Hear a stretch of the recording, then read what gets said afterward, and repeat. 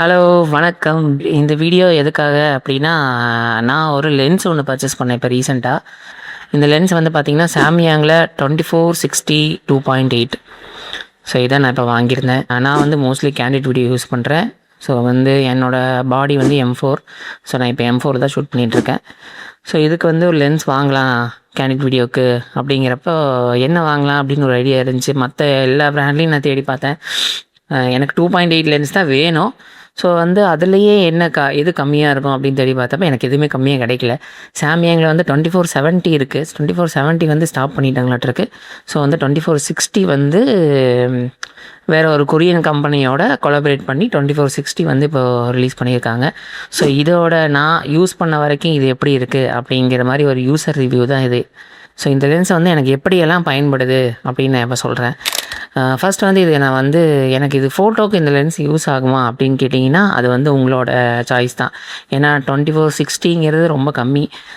60ங்கிறப்ப நீங்கள் ஸ்டேஜ்லேருந்து எடுக்கும் போது சப்போஸ் ஏதாவது ஒரு இண்டில் ஷாட் எடுக்கணும்னா நீங்கள் இறங்கி போய் எடுக்கணும். ஸோ உங்களுக்கு 60 ரேஞ்ச் வந்து பத்துமா அப்படிங்கிறத நீங்கள் ஒரு தடவை யோசிச்சுக்கோங்க. ஸோ நெக்ஸ்ட் பார்த்தீங்கன்னா எனக்கு வீடியோக்கு வந்து ஓகே. நான் வந்து வீடியோ வந்து ஃபுல் அண்ட் ஃபுல் இதில் தான் எடுக்கிறேன்.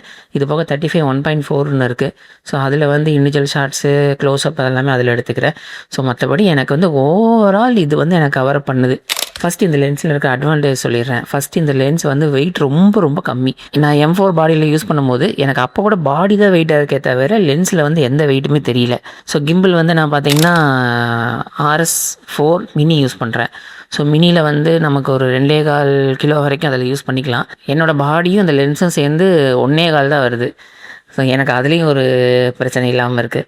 ஆட்டோ ஃபோக்கஸ் பார்த்தீங்கன்னா நல்லா ஸ்பீடாகவே இருக்குது. நீங்கள் வேணால் பாருங்கள். நான் கிட்ட வரேன், உங்களுக்கே பேக்ரவுண்ட் பிளர் தெரியும். இது வந்து நான் 2.8 தான் எடுத்துகிட்ருக்கேன் இப்போ. ஸோ இதில் வந்து எனக்கு தெரிஞ்சு F4லேயே இதில் பயங்கரமாக அவுட் ஆகுது. ஸோ நம்ம எப்படி கெனானில் வந்து F4ல் எடுத்தாலே அந்த ரிசல்ட்டே தனி. ஸோ அந்த லென்ஸுக்கு டஃப் கொடுக்குற மாதிரி இது ஆக்சுவலாக இருக்குது. நல்லா ஃபாஸ்ட்டாகவே ரெஸ்பாண்ட் பண்ணுது. ஸோ நான் ஃபேஸை மறைச்சிட்டா கைக்கு ஃபோக்கஸ் ஆகும். அடுத்த செகண்டே வந்து என் கண்ணுக்கு ஃபோக்கஸ் ஆகிடுது.